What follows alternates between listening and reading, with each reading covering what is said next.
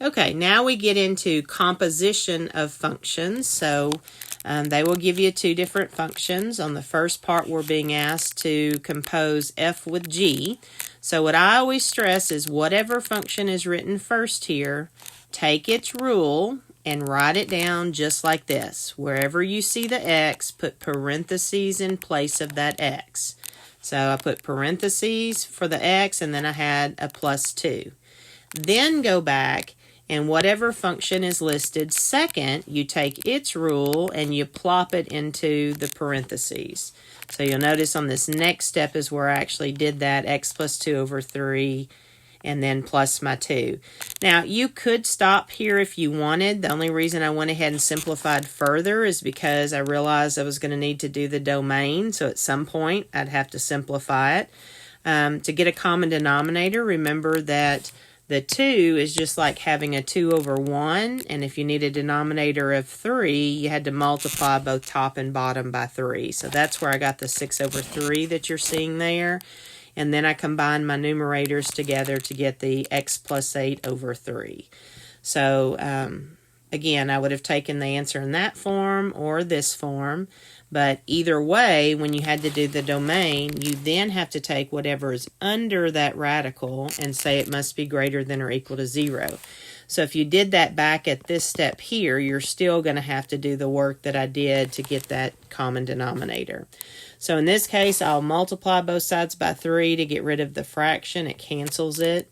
0 times 3 is still just 0. So if x plus 8 is greater than or equal to 0, then I subtracted the 8 on both sides, and that's where I got x is greater than or equal to -8. So on a number line, there'd be a solid point at -8 shaded to the right, which means in interval notation, I am going to use the square bracket to indicate the graph starts at -8 and it touches it, and then it goes to infinity. And then, of course, we always close off with the parentheses for the infinity. Now, step 2 on this problem turns it around. So this time, since function g is first, I went back up here to the rule for function g, but in place of that x, I put a parenthesis. So I have parentheses, and then it said plus 2 divided by 3. And then, since function f was listed second here, I took its function and put it inside of the parentheses. And so once I did that, I don't have anything I can simplify further here, so I was actually done. And then they asked for domain there as well. The only part that's going to affect the domain in this case is what's under the square root, because it can't be negative. So I came over here and I said x plus 2 must be greater than or equal to 0.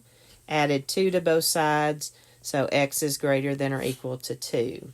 So on a number line, we start at 2 and we go to infinity. So again, showing that the square bracket means it touches started at -2. It touches -2, and then we go to infinity after that. Now, on question 12, when they ask you to find an inverse, remember, inverse just means that you have to switch your x and your y. And we don't see a y in this original problem, but please keep in mind function notation g of x, that means the same as y. So that's the first thing I did is I rewrote it, and then I switched it. So wherever you see a y, you're going to come in and put an x. Wherever you see an x, then you're going to put a y, and after that, you have to get the y by itself again. So in order to get rid of this fraction, I multiplied both sides by the 2y plus 4. So that made it cancel here, and then I multiplied it over here as well, which is what I'm showing you up here on this step. So I got rid of the fraction by multiplying both sides by the 2y plus 4. All right, so from there, I then distributed. So x times the 2y plus x times the 4. And then I subtracted my 4x on both sides. And so then to get y totally by itself, I divided by the 2 and I divided by the x, and I just left it in a fraction form just like that. As far as I'm concerned, you can leave it as y equal. I think in Hawks, they probably will write it like this. That's just notation that stands for the inverse of that function g. So just pay attention if they use that inverse. That just is in place of the y that you would have over here. Finally, you're solving a quadratic. This one does not factor, so this is a case where you will have to use the quadratic formula. So here is your quadratic formula, remembering that your a is always in front of your squared term, your b is always in front of your x term, and your c is always your constant. So all I did is extracted those numbers. My b is -8. The formula says I have to take the opposite of that. And then plus or minus the square root. There's my b squared.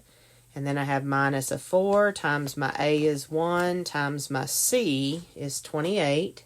All divided by 2 times my a, which is 1. And then from there, it's just simplifying. Some of you may have the Casio calculator, and it does a nice job of simplifying that, but I do at least need to see how you plugged in here.